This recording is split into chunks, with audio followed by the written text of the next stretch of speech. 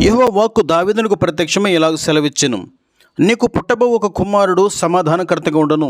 చుట్టూ నుండి అతని శత్రువులందరినీ నేను తోలివేసి అతనికి సమాధానం కలుగజేతును. అందువలన అతనికి సొలొమోను అను పేరు పెట్టబడను. అతని దినములలో ఇశ్రాయేలులకు సమాధానమును విశ్రాంతియు దయచేదును. దేవుని మాటను బట్టి సొలొమోను దావీదునకు బత్షెబనందు జన్మించెను. యెహోవా అతన్ని ప్రేమించి నాతాను అను ప్రవక్తను పంపగా అతడు యెహోవా ఆజ్ఞను బట్టి యెదిద్యా అని అతనికి పేరు పెట్టెను. యెదిద్యా అనగా యెహోవాకు ప్రియుడు. రాజైన దావీదు తన కుమారుడైన సొలొమోనును పిలిపించి ఇశ్రాయేలుల దేవుడైన యెహోవాకు ఒక మందిరమును కట్టవలసినదని అతనికి ఆజ్ఞ ఇచ్చాను. మరియు దావీదు సొలొమోనుతో ఇట్లానెను, దేవుని మందిరమును కట్టవలనని నా హృదయమందు నిశ్చయించుకొనగా యెహోవా వాక్కు నాకు ప్రత్యక్షమై, దేవుని మందిరమును దావీదు అను నేను కట్టకూడదనియు, నా గర్భమున పుట్టి నీవు దేవుని మందిరమును కట్టించదవని నీ రాజ్యమును ఇశ్రాయేలు పైన స్థిరపరచుదననియు సెలవిచ్చెను. కాబట్టి నా కుమారుడా, యెహోవా నీకు తోడుగా ఉండునుగాక. నీవు వర్ధిల్లి దేవుడు నిన్ను గూర్చి చెప్పిన ప్రకారము నీవు ఆయనకు మందిరము కట్టించుదుగాక అని దావీదు సొలొమోనుకు తెలియజేసి ఇంకను అనేకమైన మాటలు చెప్పి దేవుని మందిరం కొరకు తాను సిద్ధపరిచిన వెండి, బంగారము మరియు ఇతర సామాగ్రిని గురించి తెలిపాను. మరియు తన కుమారుడైన సొలొమోనుకు సహాయం చేయవలని ఇశ్రాయేలుల అధిపతులందరికీ ఆజ్ఞాపించెను. రాజైన దావీదు బహు వృద్ధుడై ఉండెను. అప్పుడు హగ్గీతు కుమారుడైన అదోనియా తాను రాజగుటకై దావీదును సంప్రదించుకుంటగానే యోవాబుతోనూ యాజకుడైన అబ్యాతారుతోనూ మరియు ఇతరులతో కలిసి కుట్ర చేయగా దావీదు ఆ సంగతి తెలుసుకుని ఆ దినమందు నాతానును, బెనయాను, సాదోకును పిలిపించి సొలొమోనుకు రాజుగా పట్టాభిషేకం చేయమని ఆజ్ఞాపించాను. రాజైన దావీదు ఆజ్ఞను బట్టి కెరేతీయులను, పెలేతీయులను, సైన్యాధిపతి అయిన బెన్య, ప్రవక్త అయిన నాతాను, ప్రధాన యాజకుడైన సాదోకు సొలొమోనును గిహోనుకు తీసుకుని పోయి రాజుగా పట్టాభిషేకం చేసిరి. సొలొమోను రాజుగా అభిషేకించబడిన తరువాత అక్కడున్న జనులు అతని వెంబడి వచ్చి పిల్లన గ్రోవులను ఊదుచు వాటి నాదము చేత నేల బద్దలగునట్లు అత్యధికంగా సంతోషించిరి. అదోనియాయు అతడు పిలిచిన వారందరూ విందులో ఉండి ఆ సంగీత శబ్దమును వినిరి. అప్పుడు వారు దావీదు సొలొమోనును రాజుగా నియమించున్నాడని తెలుసుకునిరి. అందుకు అదోనియా పిలిచిన వారు భయపడి తమ తమ ఇండ్లకు వెళ్ళిపోయిరి. మరియు అదోనియా సొలొమోనుకు భయపడి బలిపీఠపు కొమ్ములను పట్టుకుని తనను చంపకుండా సొలొమోను తనకు ప్రమాణం చేయమని సమాచారమును సొలొమోనుకు పంపించెను. అప్పుడు సొలొమోను అతడు తన్ను యోగ్యునిగా అగపరుచుకుని ఎడల అతని తల వెంట్రుకలలో ఒకటైనను క్రింద పడదు, కానీ అతని యందు దౌష్టము కనబడిన ఎడల అతనికి మరణశిక్ష తప్పదని సెలవిచ్చెను. సొలొమోను బలిపీఠం వద్ద నుండి అతన్ని పిలిపించగా అతడు వచ్చి రాజైన సొలొమోను ఎదుట సాష్టాంగపడగా సొలొమోను అదోనియాను ఇంటికి పొమ్మనెను. రాజైన దావీదు గోత్ర పెద్దలను వంతుల చెప్పున సేవ చేయు రాజక అధిపతులను మరియు దావీదు యొక్కయు అతని కుమారుల యొక్కయు చరస్థిర ఆస్తుల మీద ఉన్న అధిపతుల మరియు దావీదు యొక్క పరివారమందరినీ యెరూషలేమునకు సమకూర్చి దావీదు వారితో దేవుని మందిరము కట్టవలనని నా హృదయమందు నిశ్చయించుకుని సమస్తమును సిద్ధపరచగా నీవు నా మందిరమును కట్టకూడదనియు నీ కుమారుడు సొలొమోను నా మందిరమును కట్టించునని సొలొమోను గూర్చి అతని విషయమై దేవుడు చెప్పిన ప్రమాణములను గూర్చి అతని రాజ్యమును గూర్చి ప్రభు సెలవిచ్చినది దావీదు తన యుద్ధ ఉన్నటువంటి ఇశ్రాయేలుల అధిపతుల సమూహముతో చెప్పాను.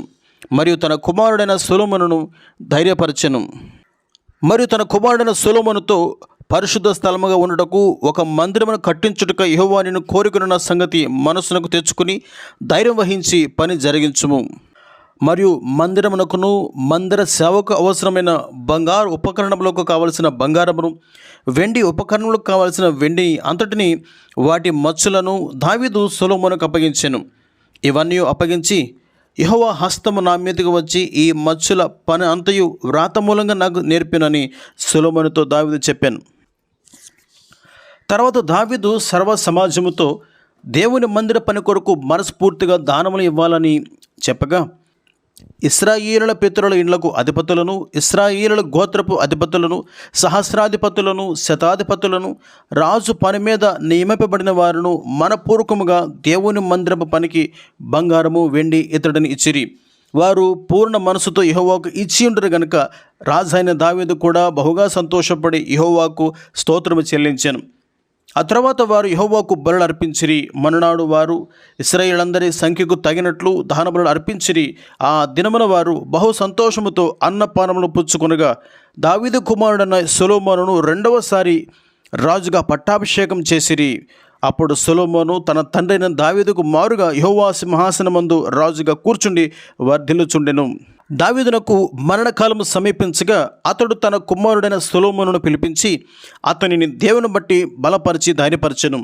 మరియు యోవాబు చేసినటువంటి నేరములను గూర్చి అబ్షాలోము ముందరి నుండి పారిపోగా బర్జిల్లయి కుమారులు చేసిన సహాయమునకు సొలొమోను చేయవలసిన మేలును గూర్చి దావీదును శపించిన షిమీకి చేయవలసిన శిక్షను గూర్చి దావీదు సొలొమోనుకు ఆజ్ఞ ఇచ్చెను.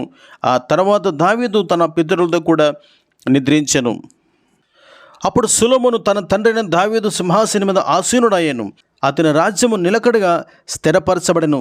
అతని దేవుడైన యెహోవా అతనితో కూడా నుండి అతనిని బహుగణుడైన రాజుగా చేశాను.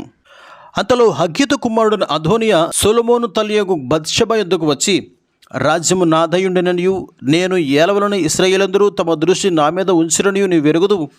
అయితే రాజ్యము నాది కాక నా సహోదరుని దాయను, అది యెహోవా వలన అతనికి ప్రాప్తమైనని చెప్పి షూనేమీయురాయలైన అబీషగును నాకు పెండ్లికిచ్చినట్లు దయచేసి రాజుకు సొలొమోనుతో చెప్పుమనెను.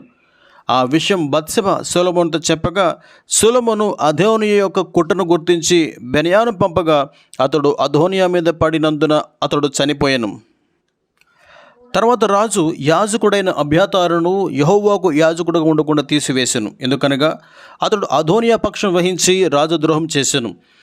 మరియు అదోనియా చనిపోయిన సంగతి యోవాబు విని అతడు పారిపోయి దేవుని గుడారమునకు వచ్చి బలిపెట్టు కొమ్ములను పట్టుకొనెను. సొలొమోను ఆ సంగతి తెలుసుకుని బెనయాను పిలిపించి యోవాబు చేసిన నేరములను బట్టి అతడిని చంపమనెను. బెనయా యోవాబును చంపెను. రాజు యోవాబునకు బదులుగా బెనయాను సైన్యాధిపతిగా నియమించెను. మరియు అబ్యాతారునకు బదులుగా సాదోకును ప్రధాన యాజకునిగా నియమించెను. తర్వాత సొలొమోను ఐగుప్తు రాజైన ఫరో కుమార్తెను పెండ్లి చేసుకుని అతనికి అల్లుడయ్యాను. తన నగరును యెహోవా మందిరమును యెరూషలేము చుట్టూ ప్రాకారమును కట్టించడం ముగించిన తర్వాత ఫరో కుమార్తెను దావీదుపురమునకు రప్పించెను. ఆ దినముల వరకు యెహోవా నామమున కట్టింపబడిన మందిరం లేకపోగా జనులు ఉన్నత స్థలములందు మాత్రము బలులు అర్పించుచు వచ్చిరి. తన తండ్రైన దావీదు నియమించిన కట్టడలను అనుసరించుచు సొలొమోను యెహోవా యందు ప్రేమించెను గాని ఉన్నత స్థలములందు అతడు బలులను మాత్రం అర్పించుచు ధూపం వేచి ఉండెను. గిబియోను ముఖ్యమైన ఉన్నత స్థలమై ఉండెను గనుక బలులను అర్పించుటకై సొలొమోను రాజు అక్కడికి పోయి ఆ బలిపీఠం మీద 1000 దహనములను అర్పించెను. గిబియోనులో యెహోవా రాత్రి వేళ స్వప్నమందు సొలొమోనుకు ప్రత్యక్షమై, నేను నీకు దేనినిచ్చట నీకు ఇష్టమో దానిని అడుగుమని దేవుడు అతనితో సెలవీయగా, నా దేవా యెహోవా, నీవు నా తండ్రైన దావీదునకు బదులుగా నీ దాసుడైన నన్ను రాజుగా నియమించున్నావు. అయితే నేను బాలుడను, కార్యములు జరుపుటకు నాకు బుద్ధి చాలదు. ఇంత గొప్పదైన నీ జనమునకు న్యాయం తీర్చగలవాడెవడు? కాబట్టి నేను మంచి చెడులను వివేచించి నీ జనులకు న్యాయం తీర్చినట్లు నీ దాసుడైన నాకు వివేకం గల హృదయం దయచేయం. సొలొమోను చేసిన ఈ మనవి ప్రభునకు అనుకూలమైన గనుక దేవుడు అతనికి ఇలా సెలవిచ్చాను, దీర్ఘాయునైనను ఐశ్వర్యమునైనను నీ శత్రువుల ప్రాణమునైనను అడుగక న్యాయములను గ్రహించుటకు వివేకమును అనుగ్రహించమని నీవు అడిగితివి. నీవు ఇలాగును అడిగినందున నీ మనవి ఆలకించుచున్నాను. బుద్ధి వివేకము గల హృదయము నీకిచ్చుచున్నాను. పూర్వీకులలో నీ వంటి వాడొకడును లేడు, ఇక మీదట నీ వంటి వాడొకడును ఉండడు. మరియు నీవు ఐశ్వర్యమును ఘనతను ఇవ్వమని అడగకపోయినను నేను వాటిని కూడా నీకు ఇచ్చుచున్నాను. అందువలన నీ దినములన్నిటిను రాజులలో నీ వంటి వాడొకడైనను ఉండడు. మరియు దావీదు వలె నీవును నేను నియమించిన ధర్మశాస్త్రం అంతటిని గైకొనిన యెడల నేను దీర్ఘాయుష్మంతునిగా చేసేదనెను. అంతలో సొలొమోను మేలుకొని అది స్వప్నమని తెలుసుకునేను. పిమ్మట అతడు యెరూషలేమునకు వచ్చి యెహోవా నిబంధన గల మందసం ఎదుట నిలువబడి దహన బలులను సమాధాన బలులను అర్పించి తన సేవకులందరికీ విందు చేయించెను. ఆ తర్వాత 2 వేశ్యులైన స్త్రీలు సొలొమోను యొద్దకు వచ్చి వారి పిల్లల విషయమైన వాదమును తెలియజేయగా సొలొమోను కత్తి తెమ్మని ఆజ్ఞ ఇచ్చెను. వారు ఒక కత్తిని రాజు సన్నిధికి తేగా రాజు 2 భాగములుగా బ్రతికిండు బిడ్డను చేసి సగము దీనికని సగము దానికని చెరసగము ఇవ్వవలసిందని ఆజ్ఞ ఇచ్చారు. అంతటా బ్రతికియున్న బిడ్డ యొక్క తల్లి తన బిడ్డ విషయమై పేగులు తరగకొని పోయినదై రాజునొద్ద, నా ఏలినవాడ, బిడ్డను ఎంతమాత్రను చంపక దానికి ఇప్పించుమని మనవ చేయగా ఆ 2వ స్త్రీ, అది నాదైనను దానిదైనను కాకుండా చేరిసగము చేయమనను. అందుకు రాజు, బ్రతికియున్న బిడ్డను ఎంత మాత్రమున చంపక మొదటి దానికియుడి, దాని తల్లి అదే అని తీర్పు తీర్చను. అంతటా ఇశ్రాయేలులందరూ రాజు తీర్చిన తీర్పును గురించి విని న్యాయం విచారించటందు రాజు దైవజ్ఞానం నొందిన వాడిని గ్రహించి అతనికి భయపడిరి. రాజైన సొలొమోను ఇశ్రాయేలు అందరి మీద రాజాయను. అతని క్రింద అధిపతులను ప్రధాన మంత్రులను ఉండిరి. ఇశ్రాయేలులందరి మీద సొలొమోను 12 అధికారులు నియమించెను.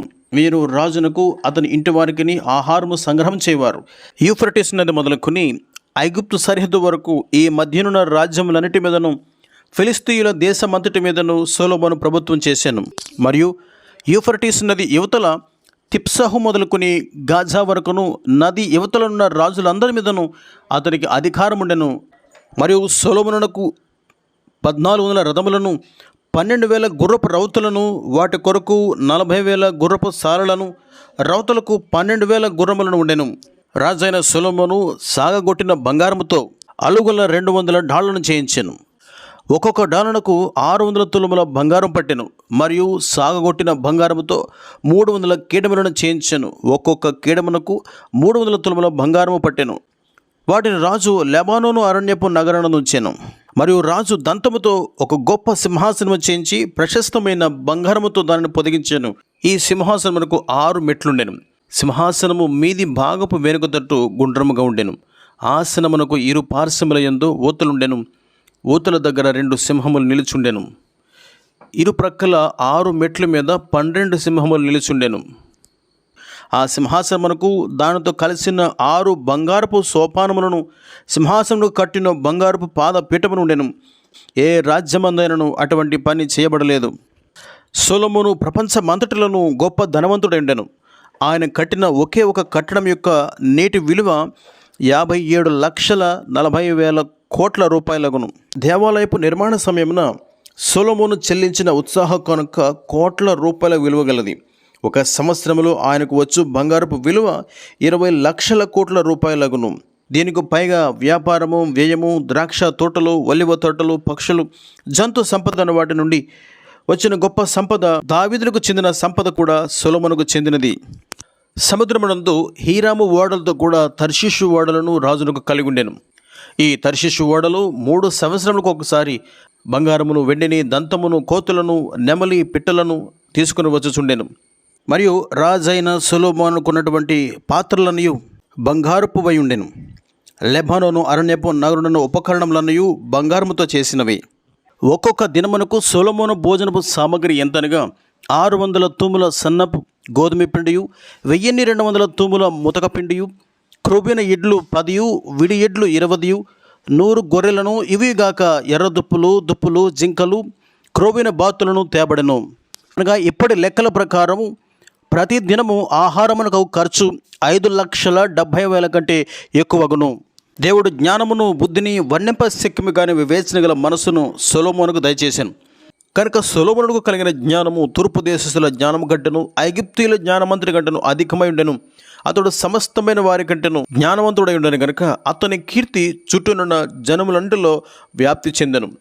అతడు 3,000 సామెతలను చెప్పాను, 1,005 కీర్తనలు రచించాను. మరియు లెబానోనులో ఉండు దేవదారు వృక్షమనే గాని, గోడల నుండి మూలచు హిస్సోపు మొక్కనే గాని చెట్లాంటిని గురించి అతడు రాశాను. మరియు మృగములు, పక్షులు, ప్రాకు జంతువులు, జలచరములను వాటినన్నిటిని గురించి అతడు రాశాను. అతని జ్ఞానపు మాటలు తెలుసుకున్నటకై అతని జ్ఞానమును గురించి వినిన భూపతులందరిలో నుండి, జనులందరిలో నుండి మనుషులు సొలొమోనునొద్దకు వచ్చిరి. ఈ ప్రకారము రాజైన సొలొమోను ధనము చేతను, జ్ఞానము చేతను భూపతులందరిలో అధికుడై ఉండెను. ఏర్పాటైన ప్రతి మనిషి వెండి వస్తువులు కానీ, బంగారపు వస్తువులు కానీ, వస్త్రములు కానీ, యుద్ధాయుధములు కానీ, గంధ వర్గములు కానీ, గుర్రములు కానీ, కంచెర గాడిదలు కానీ తన వంతు చొప్పున కట్నములను ఏటట తీసుకుని వచ్చుచుండెను.